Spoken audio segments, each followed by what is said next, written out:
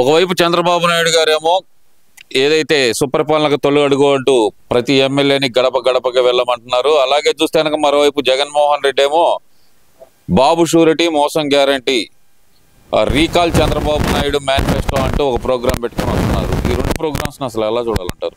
ఏది ఆగేది కాదు, ఖచ్చితంగా బాబు గారు చేస్తారు. కానీ జనాల్లో తీసుకెళ్లే వాళ్ళు ఎవరు? ఎమ్మెల్యేలను వెళ్ళమంటున్నారు కదా, ఎమ్మెల్యేలని కార్యకర్తలను అందరినీ గడప గడపకి వెళ్ళమంటున్నారు. మాది గుంటూరు అండి. మొన్న మున్సిపల్ కౌన్సిల్ జరిగినప్పుడు ఎమ్మెల్యే గారు బోరుబడికి చెప్తున్నారు, ఈ శానిటైజర్ ఏంది, మీరు రేపు పొద్దున్న జనాల్లోకి ఎట్లా అడగాల, ఏం చేసి అడగాల, కనీసం చెత్త ఎత్తే వాళ్ళు కూడా మాట్లాడిన పొజిషన్కి వచ్చింది. ఏం చేయాలా మేము? రేపు పొద్దున మేము ఇదే విధంగా బాబు గారు చెప్పిన వాళ్ళ గడప గడపకి వెళ్తే మమ్మల్ని ఏమంటారు అని చెప్పి మేయర్ ముందు బాధపడుతూ అడిగింది. కనీసం చలనం లేకుండా కమిషనర్ గారు ఫోన్ నొక్కుంటా కూర్చున్నాడు.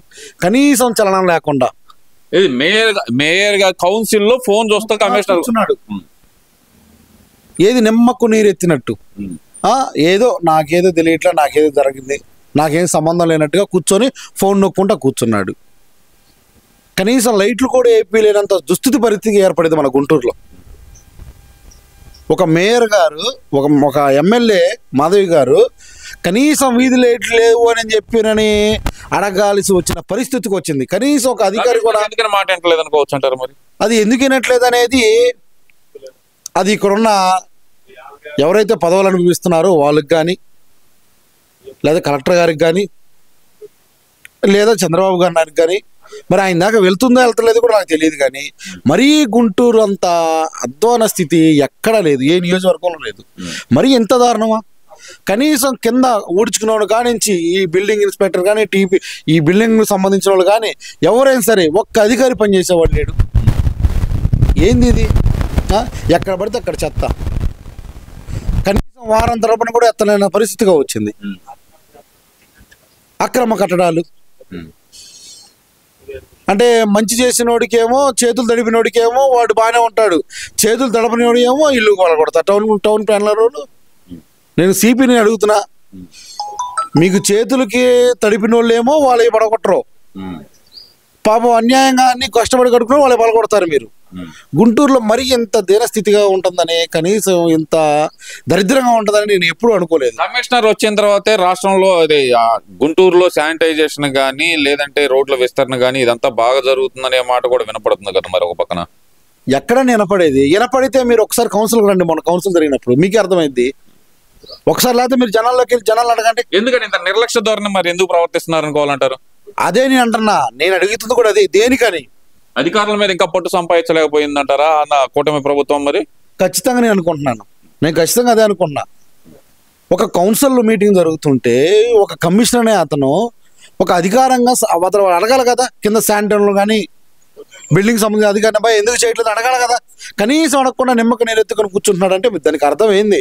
అంటే అధికారులు మొత్తం కుమ్మక్కయ్యి డబ్బు ప్రభుత్వానికి జట్ట పేరు తెద్దామని అనుకుంటున్నారా బాబు గారిని?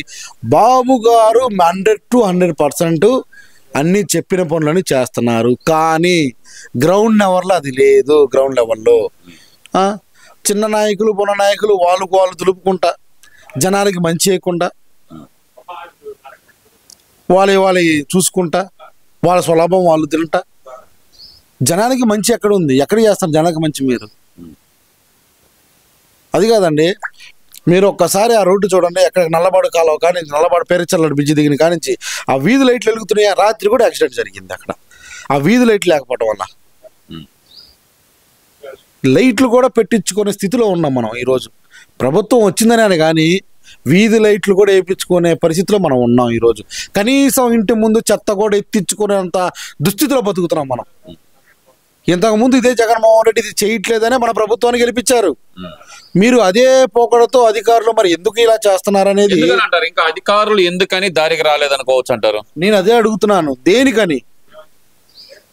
మీరు ప్రభుత్వంలో ఉండి అవతల వాళ్ళకి పనిచేస్తున్నారా, లేకపోతే మీరు కమిషన్లు కక్కుర్తి పడుతున్నారా? మీరు ఎందుకు జనానికి మంచి చేయట్లేదు? స్ట్రైట్ అడుగుతున్న కమిషనర్ గారిని, మీరు ఎందుకు చేయట్లేదు? కనీసం ఆ ఎమ్మెల్యే గారు శానిటైజర్ మీద ఎంత కౌన్సిల్లో ఎంత గొడవ జరిగింది అనుకున్నారండి? ఎమ్మెల్యే గారు పోరాటం చేస్తున్నారు. ఆ ఎమ్మెల్యే గారు చేస్తున్నారు. ఎమ్మెల్యే గారు అడుగుతున్నారు. కౌన్సిల్ తెల్లారి జరుగుతుందనగా అప్పుడు తీసుకొచ్చి ఇచ్చాడంట లిస్ట్. మేడం అక్కడ వాపోతున్నారు కమిషనర్ ఆఫీసులో మొన్న కౌన్సిల్లో. ఇలా మరి ఇంత దారుణంగా ఉంది అధికారులు. ఎందుకని అధికారులు ఇంకా పాత వాసనలో పోలేదనుకోవాలంటారా వాళ్ళకి? అది ఖచ్చితంగా అదండి. తిన్న వాసన ఆడికి పోయిద్దండి. పోయినసారి అక్రమాలకు అన్నిటికీ పాల్పడ్డోళ్ళు ఒకసారి మారాలంటే ఆడ మారుతారు. నేను అదే చెప్తున్నా, బాబు గారు మీరు గుంటూరు మీద ఒక్కసారి చూడండి. ఇక్కడ మరీ ఇంత దారుణంగా ఉందంటే అంత దారుణంగా ఉంటుంది అధికారుల పరిస్థితి. అధికారులు మరీ నిమ్మకి నీరెత్తినట్టు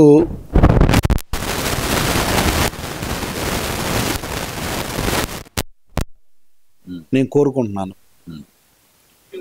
మరి ఓకే మరి జగన్మోహన్ రెడ్డి అంటున్నాడు కదా రీకాలింగ్ చంద్రబాబు మేనిఫెస్టో అని చెప్పి ప్రతి ఇంటికి వస్తాను నేను అంటున్నారు కదా, మరి ఎలా రిసీవ్ చేసుకుంటారంటారు? రీకాల్ చంద్రబాబు అంటే యాడించండి. ఇప్పుడు వాడు ప్రభుత్వం సరిగ్గా లేదు కాబట్టి, జగన్మోహన్ రెడ్డి ప్రభుత్వం సరిగ్గా లేదు కాబట్టే అతన్ని 11 సీట్లు పరిమితి చేశాడు.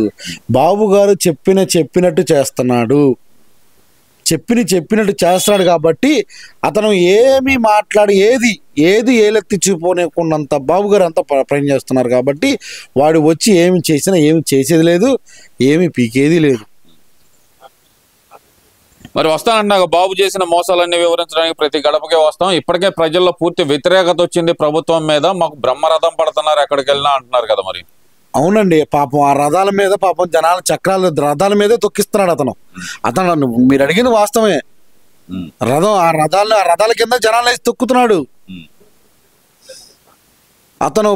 ఇంతకుముందు మన ఎంపీ గారు మాట్లాడారు, జగన్మోహన్ రెడ్డి లాంటి వాళ్ళు బయటికి వస్తే జనానికి మంచి జరగదు, చెడు జరిగిద్ది, జనానికి హానికరం. జగన్మోహన్ రెడ్డి బయటికి వస్తే జనానికి హానికరం అని మా ఎంపీ గారు ఎప్పుడో చెప్పారు.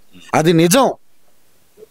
నేను చెప్తున్నా, రేపు పొద్దున రాబోవడం కూడా కారణం జగన్మోహన్ రెడ్డి గారు వస్తే ఎంతమంది చనిపోతారనేది కూడా అంచనా లేనిది. అతను ఓన్లీ జనాన్ని చంపడానికి వస్తాడు బయటికి. అతను తాడేపల్లి ప్యాలెస్ నుంచి బయటకు వచ్చాడంటే ఆ రోజు మొత్తానికి భూమి మీద నూకలేని వాళ్ళు ఎవరో చాలా మంది ఉన్నారు బయట. అది మాత్రం జ్ఞాపకం చేసుకుంటే అదంతా ఏమి లేదు అసలు. అదంతా ఏ వీడియో ఫేక్ వీడియో అంటున్నారు కదన్నా. ఏమండి వెంగళాపాలెం ఇక్కడ అవును, పాపం తనకి కూర్చోబెట్టి ఆ ఇన్ఛార్జ్ అని అతను మబ్బి పెట్టి తీసుకెళ్లి జగన్మోహన్ రెడ్డి దగ్గర కూర్చొని ఆమె చేత ఆ వీడియో చేపిస్తున్నారు. వీళ్ళెంత దిగజారుడుతనం అండి,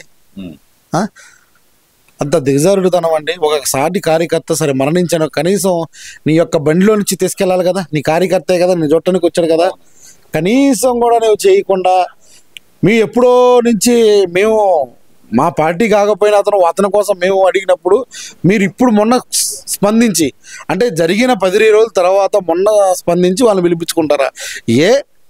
నువ్వు జ్ఞానంగల్లోడు అయితే ఆ రోజు వాళ్ళకి మంచి చేయొచ్చు కదండి. 10 లక్షలు ప్రకటించారు కదా.